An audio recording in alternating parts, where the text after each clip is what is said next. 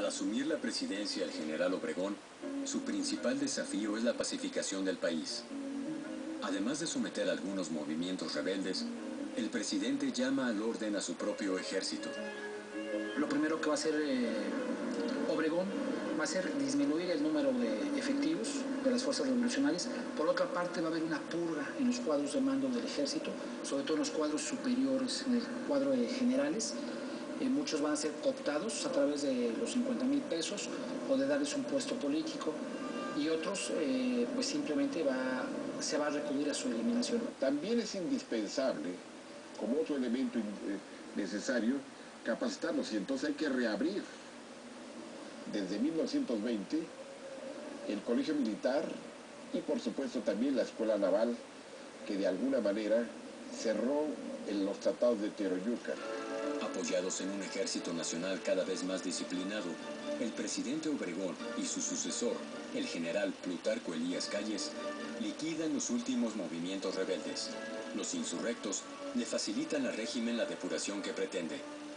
Esto va a ser facilitado por las distintas rebeliones que México enfrenta en la década de los 20, como es la rebelión de la Huertista de 1923-24, como es la rebelión serrano-gomista de 1927, como es la guerra del Yaqui de 1926, como es la guerra cristera de 1927 a 1929, como es la misma rebelión escobarista en el 29, en fin, todo ese tipo de levantamientos en contra del gobierno central pues va a facilitar al grupo sonorense ir eliminando cuadros de mando y sobre todo personal desafecto al régimen de los sonorenses.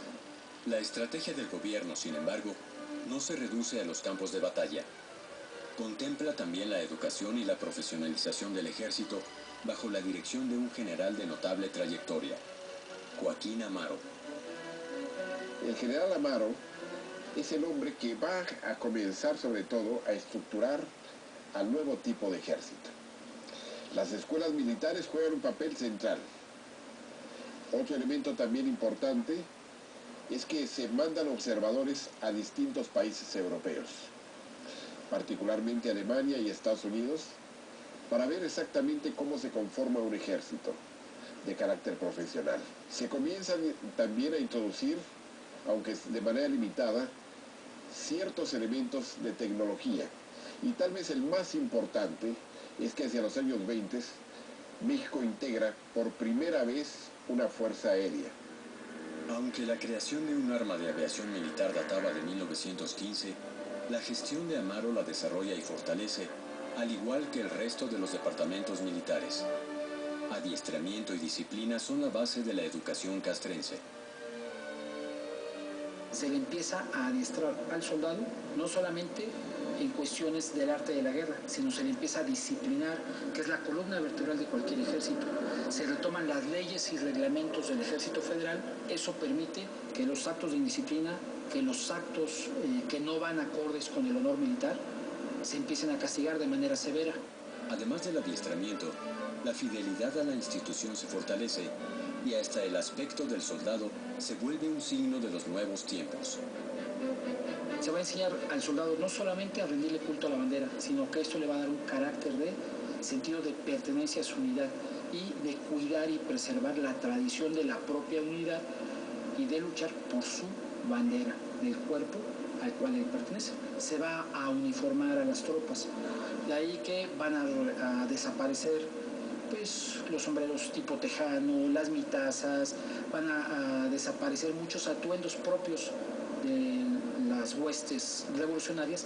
Entonces, al momento que se empieza a uniformar al soldado, se le está dando al soldado una uniformidad institucional y se empieza a desvincularlo de su comandante regional. De ahí que el soldado se empieza a institucionalizar porque ya trae un uniforme al cual él desea de alguna manera respetar. Al comenzar la década de 1930, el general Amaro promueve la creación de un moderno sistema de educación militar y crea asimismo la Escuela Superior de Guerra. Va a servir para profesionalizar a los futuros diplomados de Estado Mayor que van a conformar al Estado Mayor del Ejército y de la Fuerza Aérea, así como de la propia Secretaría de Guerra y Marina, ¿sí?